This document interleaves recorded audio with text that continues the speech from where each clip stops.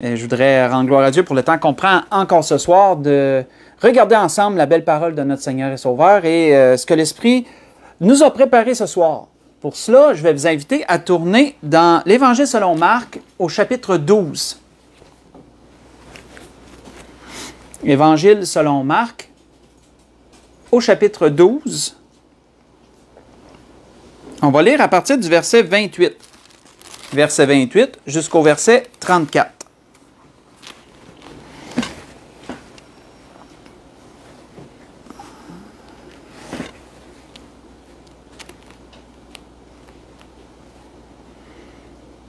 Je voudrais que ce que l'Esprit veut nous donner ce soir, c'est une piste de réflexion sur un des plus grands sujets des Saintes Écritures. Un des plus grands sujets que la Bible ressort. On voit qu'il est dit dans Marc chapitre 12, à partir du verset 28, « Un des scribes qui les avait entendus discuter, sachant que Jésus avait bien répondu aux Sadducéens, s'approcha et lui demanda, « Quel est le premier de tous les commandements? » Et Jésus répondit, « Voici le premier. Écoute, Israël, le Seigneur. Notre Dieu est l'unique Seigneur. Et tu aimeras le Seigneur ton Dieu de tout ton cœur, de toute ton âme, de toute ta pensée et de toute ta force. Et voici le second. Tu aimeras ton prochain comme toi-même.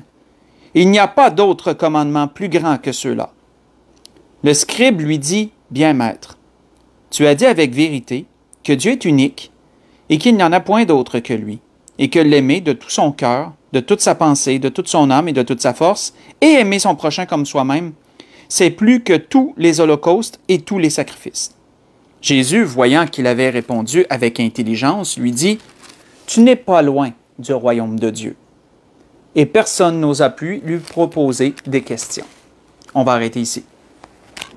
Donc, comme nous voyons ici, frères et sœurs, le sujet que l'Esprit veut nous amener ce soir est l'un des plus grands sujets des Saintes Écritures, le plus grand des commandements, qui est celui d'aimer. L'amour est le plus grand des commandements et c'est, je dirais, un des plus grands sujets, si ce n'est pas le plus grand sujet des Saintes Écritures, parce que tout ce qui a été répertorié ici l'a été par amour. Ce que Dieu a fait pour l'humanité a été fait par amour. Ce que Christ a fait pour l'humanité a été fait par amour. L'amour est l'accomplissement de la loi, comme nous le verrons. L'amour, c'est le plus grand sujet des Écritures. Et l'Esprit veut nous amener une piste de réflexion, comme je vous disais ce soir, sur ce que la parole nous dit. Quand on commence ici avec ce que les scribes et les pharisiens ont amené au Seigneur, pensant le piéger, voulant voir comment il allait se sortir de cette question. Quel est le plus grand commandement? Va-t-il s'enfarger et donner quelque chose qu'eux vont juger moindre et dire « Ah ah, on t'a eu, non, c'est pas ça le plus grand commandement, c'est ça. » Mais le Seigneur a ramené deux commandements. Premièrement, et toujours sur le sceau de l'amour, hein, toujours sous le thème de l'amour. Premièrement, tu vas aimer ton Dieu. Comment tu vas aimer ton Dieu? Tu vas aimer ton Dieu autant qu'un être humain peut aimer, autant qu'il est possible d'aimer. Parce que tu vas l'aimer de toutes les parties de ta personne. On sait que l'être humain est en trois parties. Il est corps, il est âme, il est esprit, créé à l'image de Dieu. Et comment le Seigneur disait que tu aimeras Dieu? Comment l'a-t-il cité selon les Écritures? Bien, comme il est écrit. Il a cité ça en passant, si vous voulez le prendre en note, du Deutéronome, de Deutéronome chapitre 6, versets 4 et 5. Il a cité deux commandements qui étaient répertoriés dans le Deutéronome. Il a dit, premièrement, Dieu est unique. Il n'y en a pas d'autre que lui. Il est unique. Et le deuxième commandement, de quelle façon tu vas aimer Dieu? Tu vas l'aimer de tout ton cœur, de toute ton âme, de toute ta force, de toute ta pensée. Autrement dit, de tout ton être. Hein, tout ce qui constitue l'être humain, tu vas l'aimer de cette façon-là, Dieu. Et quand on prend conscience que là où le Seigneur est allé chercher sa citation, autrement dit, directement du commandement qui a été donné dans le Deutéronome chapitre 6, si vous désirez faire étendre un peu la recherche, quand on lit le Deutéronome 5, on voit que c'est des commandements qui avaient été donnés au peuple. Et ce commandement est venu comme mettre un sceau à tout le reste. C'est venu comme englober tout ce qui avait été donné avant.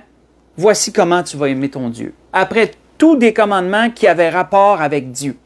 Comment servir Dieu. Ce commandement, ces deux commandements, en fait, que Dieu est unique et que tu vas l'aimer de tout ton cœur, de ton âme, de toute ta force, de toute ta pensée, sont venus comme mettre un sceau à ces instructions-là, sont venus comme compléter, faire un sommaire de tout ce qui avait été dit précédemment. Et on voit le Seigneur dire, mais il y a un deuxième commandement. Il y en a un autre qui lui est semblable. Il dit, tu vas aimer ton prochain comme toi-même. Ceci fut tiré du Lévitique, si vous voulez le prendre en note, du Lévitique 19, verset 18. Où encore là, quand on regarde dans le Lévitique, vous n'avez pas besoin d'y tourner, si vous voulez y aller pendant la semaine, libre à vous.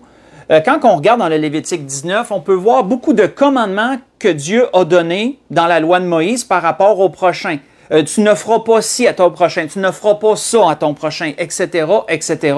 Et comment Dieu a décidé d'englober, un peu de mettre un sceau, comme j'ai dit, de mettre un sceau sur ces choses, de faire un sommaire de tout ça. Il a terminé cela en disant, tu aimeras ton prochain comme toi-même, je suis l'Éternel. Est-il dit dans cet endroit-là? Ces deux commandements, selon ce que le Seigneur nous dit, sont la somme de tout ce qui est mentionné, sont la somme de l'amour. Et il n'y en a pas plus grand. Il n'y a pas de plus grand commandement, Jésus disait, que ces deux-là. Mais continuons, allons voir Matthieu, lui, comment il a cité les paroles du Seigneur. Matthieu, lui, apporte quelque chose de plus. Allons lire cela. Dans Matthieu, chapitre 22. Dans Matthieu, chapitre 22, on va reprendre la même circonstance, mais sous l'éclairage de Matthieu. Comment Matthieu, lui, l'a cité? Et Matthieu cite une chose que Marc ne cite pas. Donc, Marc nous cite que le Seigneur a dit qu'il n'y a pas de plus grand commandement que ces deux-là, répondant à la question du docteur de la loi. Matthieu nous dit quoi, lui, de plus, sur les paroles du Seigneur? On voit qu'il est dit à partir du verset 34 de Matthieu chapitre 22, il est dit, les pharisiens, ayant appris qu'il avait réduit au silence les Sadducéens, se rassemblèrent. Et l'un d'eux, docteur de la loi, lui posa cette question pour l'éprouver. Maître, quel est le plus grand commandement de la loi? Et Jésus lui répondit, tu aimeras le Seigneur ton Dieu de tout ton cœur, de toute ton âme, de toute ta pensée. C'est le premier et le plus grand commandement. Et voici le second qui lui est semblable, tu aimeras ton prochain comme toi-même. Et là, notez le verset 40, de ces deux commandements dépendent toute la loi et les prophètes. Ça, c'est intéressant ce que Matthieu a cité des paroles du Seigneur que Marc n'a pas citées. De ces deux commandements dépendent toute la loi et les prophètes.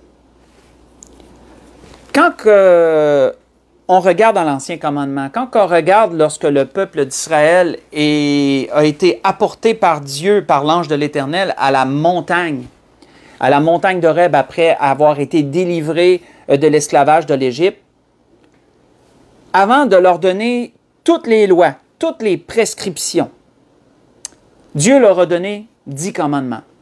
Vous pourrez les lire pendant la semaine si vous le désirez dans l'Exode 20. Exode 20, versets 1 à 17. Dieu leur a donné 10 commandements.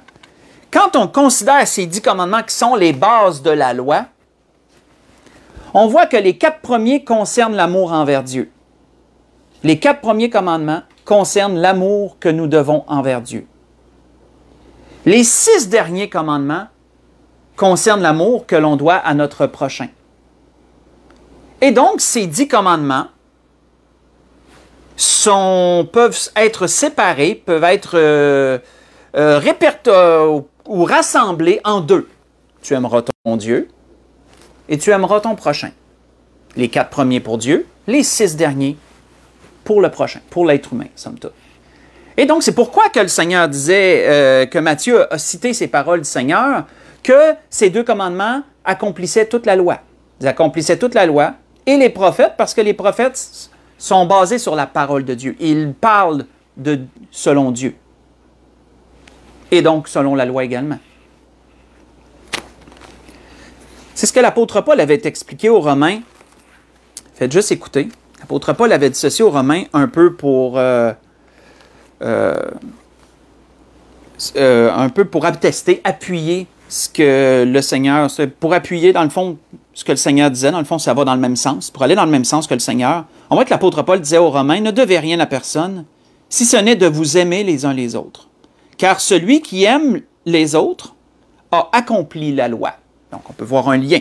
En effet, le commandement, tu ne commettras point d'adultère, tu ne tueras point, tu ne déroberas point, tu ne convoiteras point. Et ce qu'il peut encore y avoir se résume dans cette parole, tu aimeras ton prochain comme toi-même.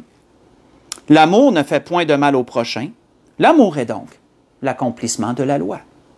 Voyez cela dans Romains chapitre 13. Romains chapitre 13, verset 8 au verset 10.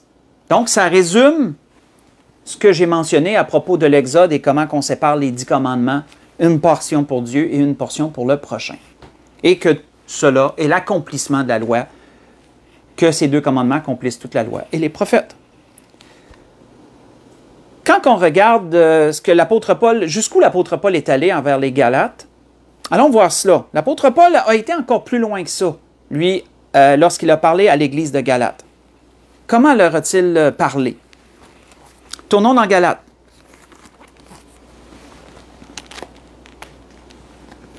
Dans Galates, au chapitre 5. Galates, au chapitre 5, on va lire à partir du verset 13. Comment Paul leur a-t-il parlé à propos de ce sujet que l'Esprit nous parle ce soir? On voit qu'il est dit, frères, Galates chapitre 5, à partir du verset 13, frères, vous avez été appelés à la liberté.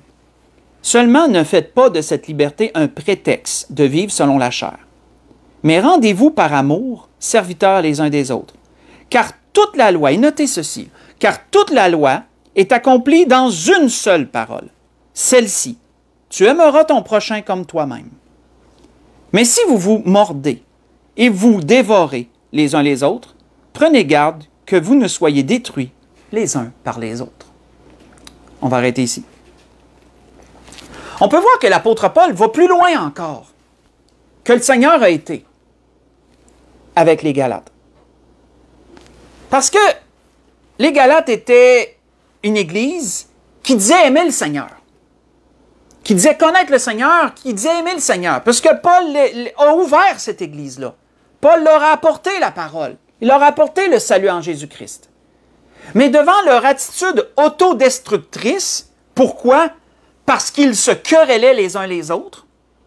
Devant cette attitude autodestructrice, on voit que l'apôtre Paul a mis d'avant-plan les commandements du Seigneur, mais a été encore plus loin. Il ne les a pas résumés en 2. Il les a résumés en 1. Tu aimeras ton prochain comme toi-même. Quelle mentalité, quelle pensée l'apôtre Paul avait-il lorsqu'il a avancé cela? L'apôtre Paul avait la même pensée que Jean nous a expliqué dans ses écrits. Qu'est-ce que Jean avait dit? On l'a cité plusieurs fois dernièrement, mais je vais vous le relire, faites juste écouter. Jean avait dit, si quelqu'un dit « j'aime Dieu » et qu'il est son frère, c'est un menteur. Car celui qui n'aime pas son frère qu'il voit, comment peut-il aimer Dieu qu'il ne voit pas? Et nous avons de lui ce commandement, que celui qui aime Dieu aime aussi son frère. Vous voyez ça dans 1 Jean chapitre 4, j'ai lu verset 20 et le verset 21. Paul, tout comme Jean, avait la même pensée. Ils avaient la même pensée. Paul, tout comme Jean, avait la même vision, la même pensée, la même vision du commandement. Que d'accomplir le 2e commandement était une démonstration de la compréhension du premier et de l'accomplissement également du premier commandement. Donc, je répète, Paul, tout comme Jean, avait la même vision des choses, puisque un complète l'autre. On voit qu'il marchait par le même esprit, comme on aime dire. Il croyait que l'accomplissement du 2e commandement, qui est d'aimer son prochain comme soi-même, était une démonstration de compréhension du premier et d'accomplissement du premier commandement.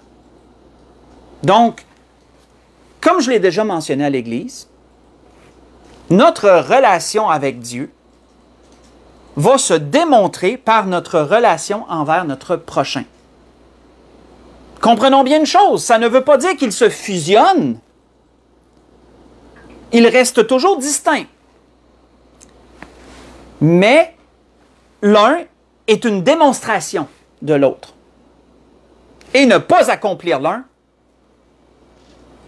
fait que tu ne peux pas accomplir l'autre. Ou dire que tu accomplis l'autre. Sur quoi est basé, frères et sœurs? On voit que ce qui revient souvent dans le deuxième commandement, c'est le deuxième commandement, en fin de compte, c'est d'aimer son prochain comme soi-même. Allons un peu plus loin.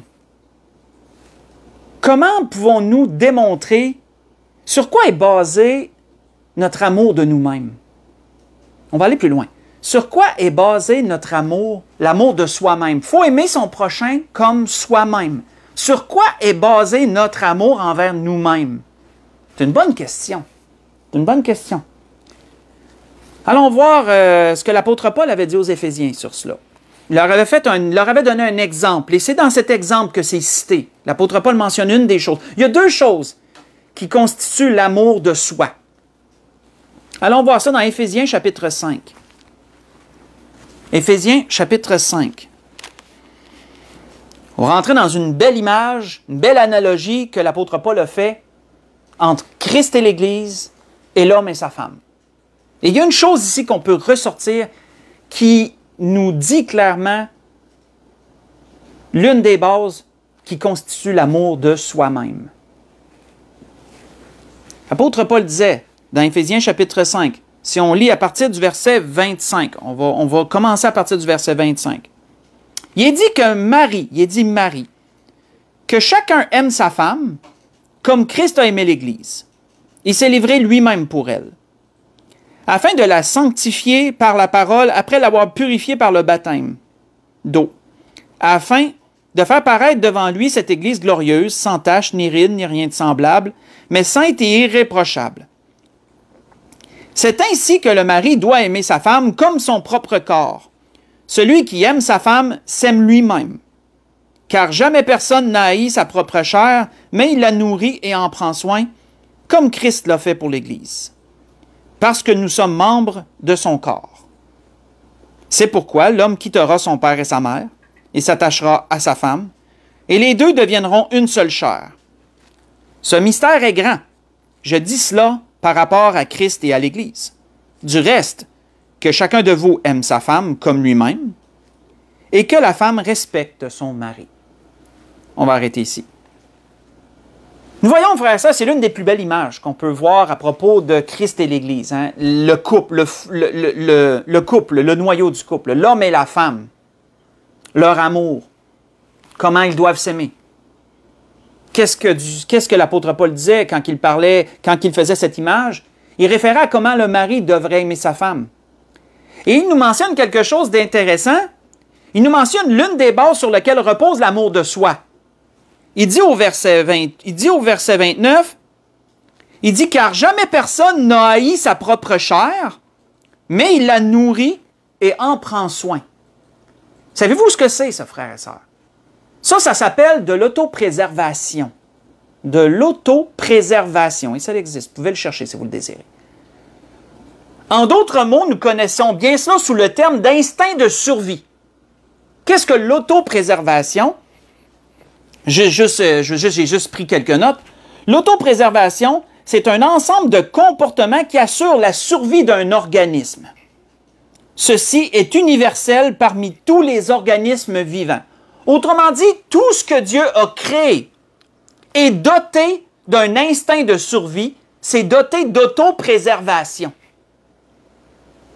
Et donc, l'être humain est également un organisme vivant. Dernière fois que j'ai vérifié. L'être humain est également doté d'autopréservation. L'autopréservation, frères et sœurs, qu'est-ce que ça va faire? L'apôtre Paul le disait. Ça va nous amener à prendre soin de nous-mêmes. Parce qu'un être humain qui veut survivre va prendre soin de lui-même. C'est de l'autopréservation. Il ne se laissera pas aller. N'importe quel être humain qui ne pense pas au suicide, là, qui a cet instinct de survie vif, ben, il va prendre soin de lui. Il va se laver. Il va s'entretenir de toutes sortes de façons. Il va se nourrir. Il va combler ses besoins. Hein? Tout être humain doté d'autopréservation va combler ses besoins. S'il a un besoin physique, il va combler ce besoin physique. S'il a un besoin psychologique, bien, il va chercher à combler ce besoin psychologique, toujours dans le but de se préserver, de l'autopréservation. Et il va chercher sécurité, il va chercher la protection, etc., etc. Toutes ces choses, frères et sœurs, font partie de l'autopréservation. Et ça, c'est l'une des bases qui constitue l'amour de soi. Comment on va s'aimer? Mes frères et sœurs, aimer son prochain comme soi-même, c'est d'appliquer notre autopréservation sur les autres. Si tu cherches la sécurité parce que c'est de l'autopréservation, bien, tu vas mettre ceux que tu aimes en sécurité. Si tu cherches la protection, bien, tu vas être une protection pour ceux que tu aimes. Si tu cherches à te nourrir, bien, tu vas nourrir ceux que tu aimes. Si tu cherches à combler tes besoins, bien, tu vas chercher à combler les besoins de ceux que tu aimes. Je pense qu'on comprend assez bien c'est quoi. C'est de projeter notre autopréservation sur les autres. Ça, c'est l'une des bases. Aime ton prochain comme toi-même, ça fait partie de ça. Mais il y a une autre base qui constitue l'autopréservation. Allons voir dans Matthieu. C'est le Seigneur qui la cite, celle-là. Dans Matthieu, chapitre 7. Matthieu, chapitre 7. Le Seigneur cite cette deuxième base qui constitue l'amour de soi. Comment on s'aime nous-mêmes.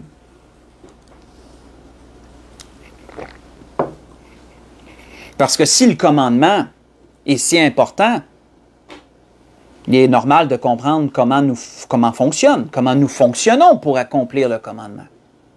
C'est une suite logique. Dans Matthieu, chapitre 7, verset 12 seulement, le Seigneur a dit, « Tout ce que vous voulez que les hommes fassent pour vous, faites-le de même pour eux, car c'est la loi et les prophètes. » C'est référé à l'amour, autrement dit, comme on a lu, car l'amour, ces deux commandements accomplissent quoi? Ils accomplissent la loi et les prophètes. Donc, on voit qu'il y a une référence directe de la part du Seigneur ici. « Tout ce que vous voulez que les hommes fassent pour vous, faites-le de même pour eux, disait le Seigneur. » Ça porte un nom, frères et sœurs. Ça s'appelle de la réciprocité. De la réciprocité. Notre amour de nous-mêmes va nous porter à avoir des attentes envers les autres. Des attentes de réciprocité. Autrement dit, on aimerait que les gens fassent des choses pour nous. On s'aime et donc cet amour de nous-mêmes va nous porter à désirer que les gens fassent certaines choses pour nous. Et va nous porter à ne pas désirer que des gens fassent certaines choses contre nous. Hein? Ça va dans les deux sens. C'est positif, ça va dans le positif, ça va dans le négatif aussi. Tu veux que des gens fassent des choses pour toi, parce que tu tiens à ta personne, et tu ne veux pas que les gens fassent des choses contre toi, parce que tu tiens encore à ta personne. Mais qu'est-ce que le Seigneur disait? Réciprocité. Tu veux que quelqu'un fasse quelque chose pour toi? Mais fais-lui cette chose-là. Fais-lui cette chose-là. Tu ne veux pas que quelqu'un te fasse quelque chose, mais ne lui fais pas cette chose-là, que tu ne voudrais pas toi-même qu'il te soit fait.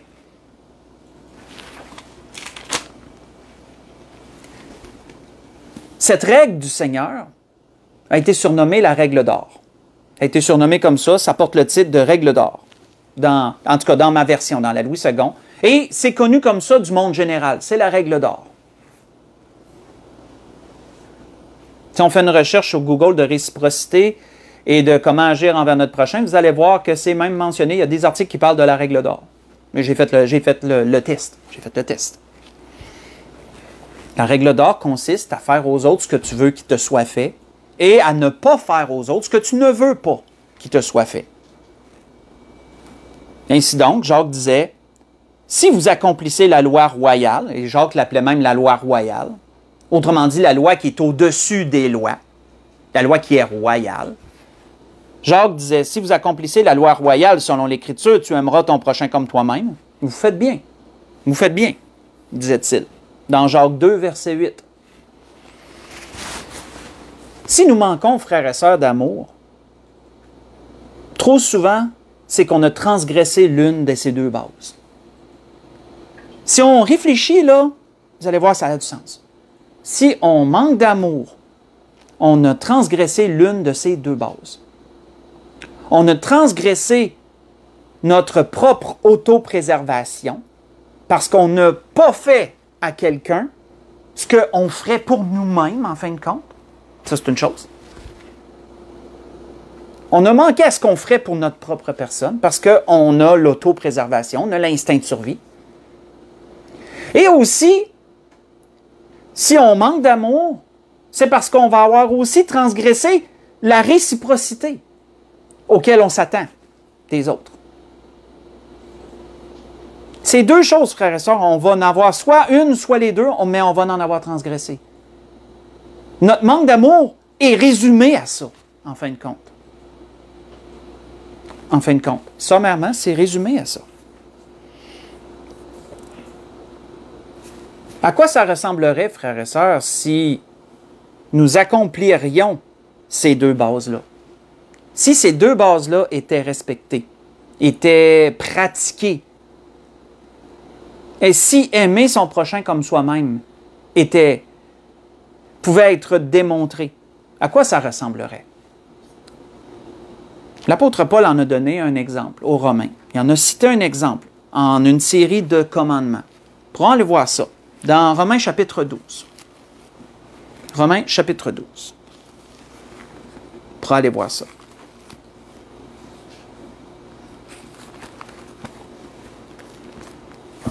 Romains chapitre 12, si on lit à partir du verset 9.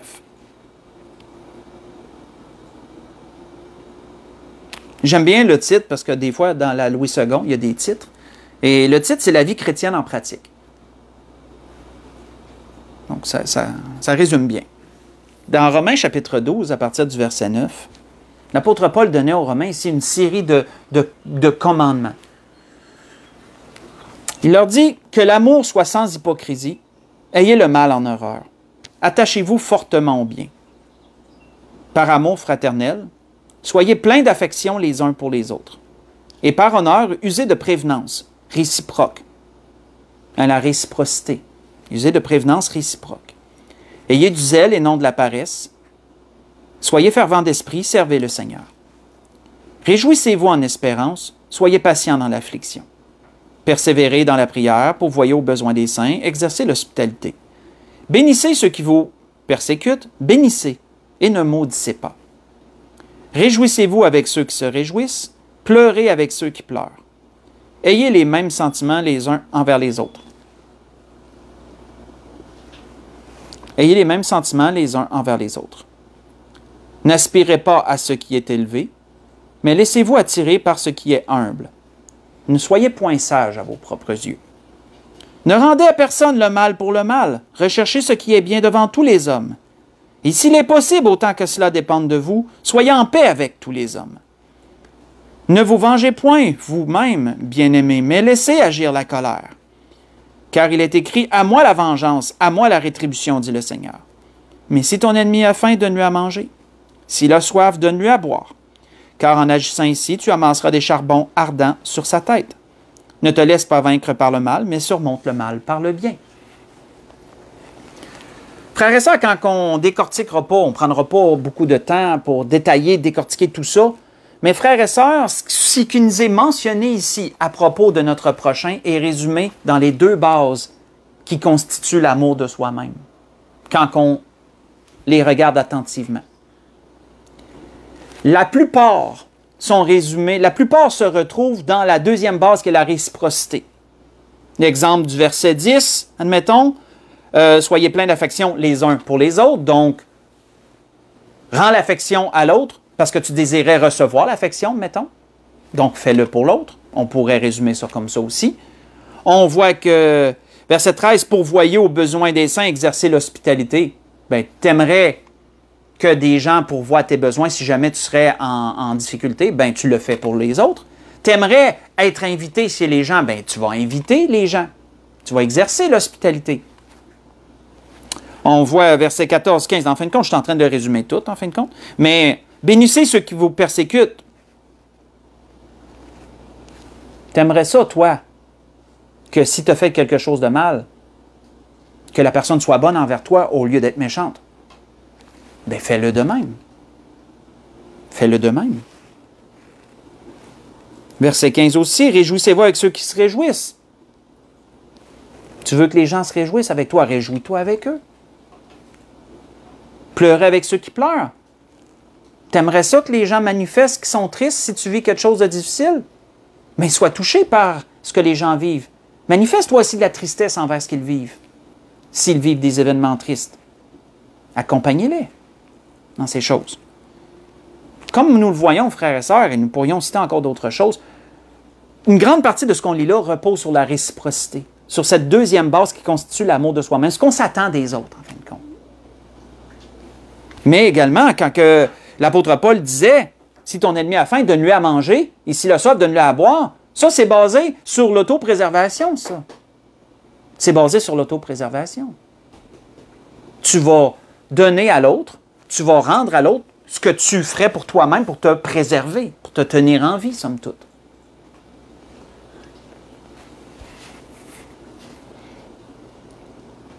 C'était ce que l'Esprit voulait nous parler ce soir, frères et sœurs. L'Esprit voulait nous parler ce soir d'amour. L'Esprit voulait nous parler d'amour, le plus grand des commandements. Le plus grand des commandements qui est en deux parties. Tu vas aimer premièrement ton Dieu, de tout ton cœur, de toute ton âme, de toute ton force, de toute ta pensée. Tu vas aimer ton prochain comme toi-même.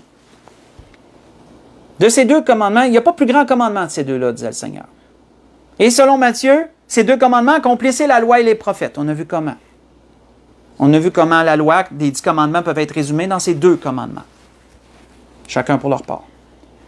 On a vu comment que l'apôtre Paul a été plus loin encore et a ramené ça à un seul commandement devant l'attitude autodestructrice des Galates.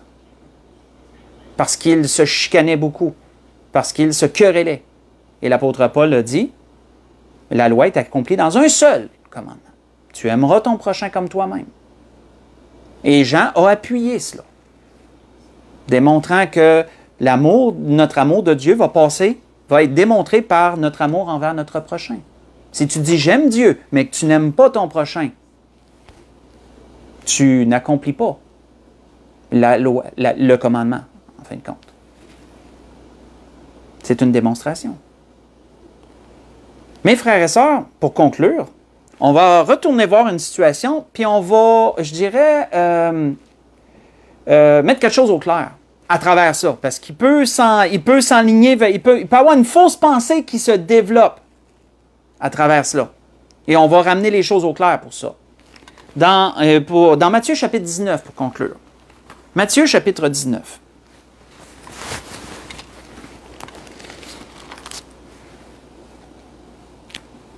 Matthieu chapitre 19.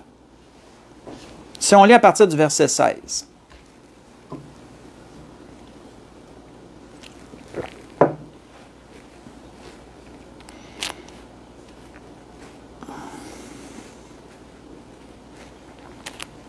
On voit cette situation ici.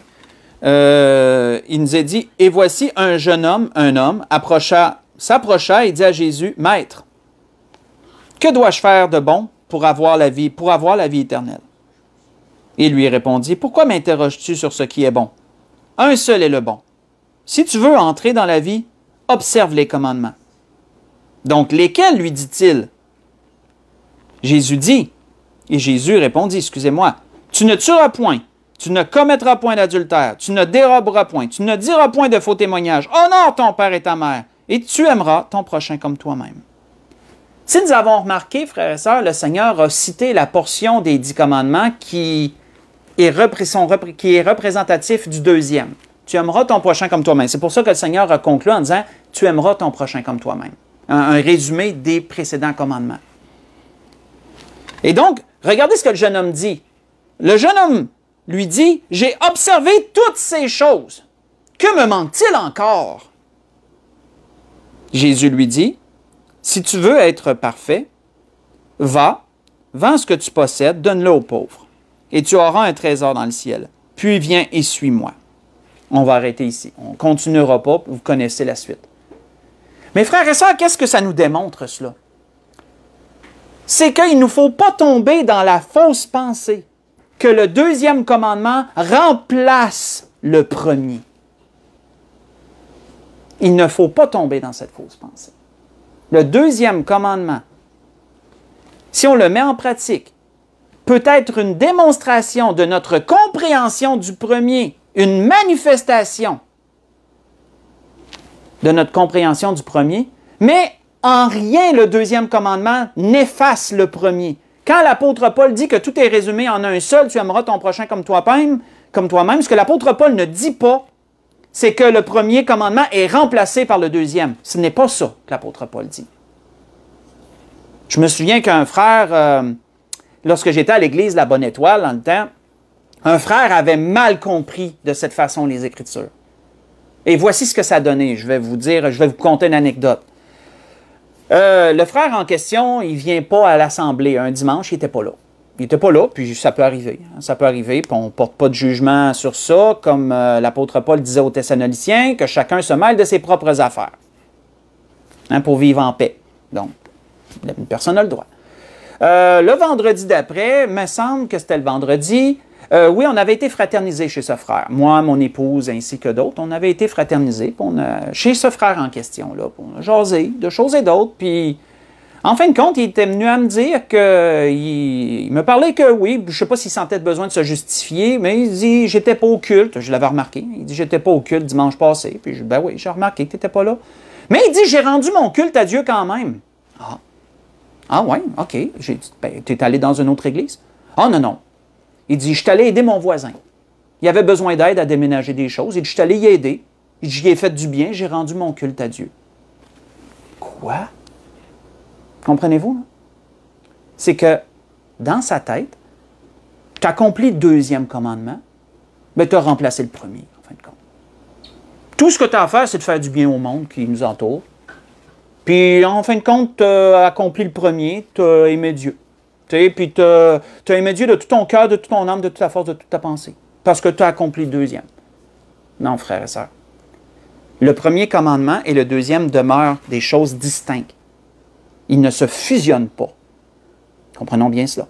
Le premier reste le plus grand commandement. Et ça, le Seigneur l'avait dit aux scribes, aux docteurs de la loi.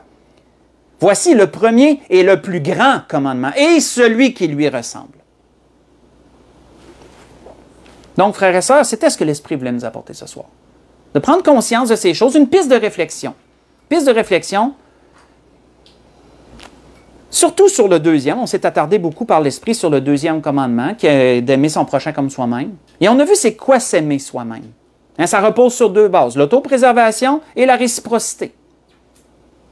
Et ces deux choses constituent de s'aimer soi-même.